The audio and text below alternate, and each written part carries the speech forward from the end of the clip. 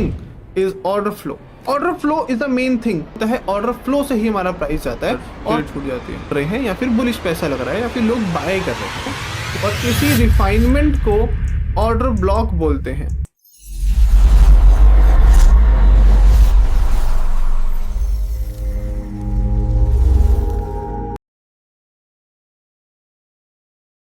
भाई बड़े time frame के सप्लाई को 1 मिनट तक कैसे फिल्टर करें, मत करो यार, ट्रेड छूट जाती है। आपको एक कॉन्सेप्ट बताता हूँ मैं आज। देखो दोस्तों, जब मेरा मार्केट इस तरह, पेन से नहीं बनाते, इससे बनाते हैं, ध्यान समझना, ये मैंने कुछ ऐसे एक लेवल बना दिया, ठीक है, समझ गए, और इसको मैंने नॉर्मल कर देता हूँ लाइक दिस। अब दोस्तों मेरा यहाँ पर एक प्राइस जो है बुलिश कंडीशन में है लाइक दिस। क्या चल रहा है? बुलिश चल रहा है। आगे बात करते हैं। हमारा ये जो ऊपर की तरफ, कलर चेंज करते हैं, ये जो ऊपर की तरफ चीजें निकली हैं, इसको बोला जाता है पुल बैक। और सेम टू सेम जो मेरा प्राइस इस तरह नीचे की तरफ निकला है, इसको बोला जाता है again a pull back. But market की डायरेक्शन जो है उसके साथ में हमारा पुल बैक का अलग अलग नाम चेंज होता रहता है। ये जो पुल बैक है इसी को स्लैश करके बोला जाता है ऑर्डर फ्लो। उसी वैसे इसी को भी बोला जाएगा ऑर्डर फ्लो।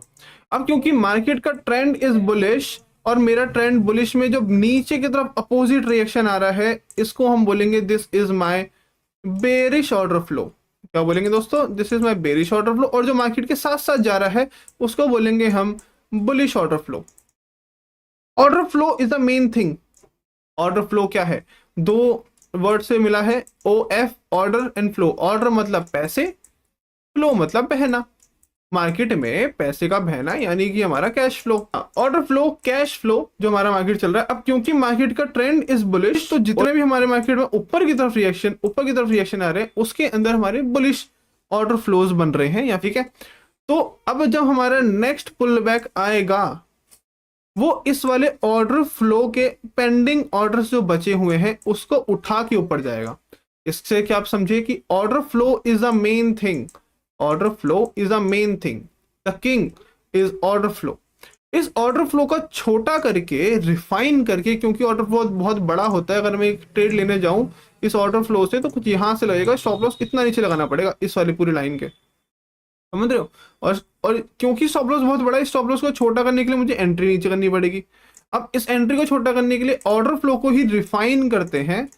हर बार जरूरी नहीं है आपका प्राइस हमेशा ऑर्डर ब्लॉक पे आएगा, क्योंकि ऑर्डर फ्लो मेन होता है, ऑर्डर फ्लो से ही हमारा प्राइस जाता है। ऑर्डर ब्लॉक पे आए ना आए उससे हमें फर्क नहीं पड़ता। वैसे कि ये पूरा एक ऑर्डर फ्लो था, तो मेरा मार्केट ये जो उठ रहा है ऑर्डर फ्लो के बेस से उठ रहा है, मैंने इसको छोटा करके इतना कर दिया, ये हमारा ऑर्डर ब्लॉक बन गया, मेरा प्राइस ने इधर से रिएक्शन दे दिया, बस काम खत्म। अब जरूरी नहीं है यहाँ पे आए या ना आए। अब जो कि सुशील भाई ने पूछा, किसने पूछा था? एक तो क्वेश्चन था बड़े से ऑर्डर ब्लॉक पे आने के बाद क्या करें, वैसे करें, ये बस उसी का जवाब है। क्यों, कब, कैसे, क्या क्या लेना चाहिए।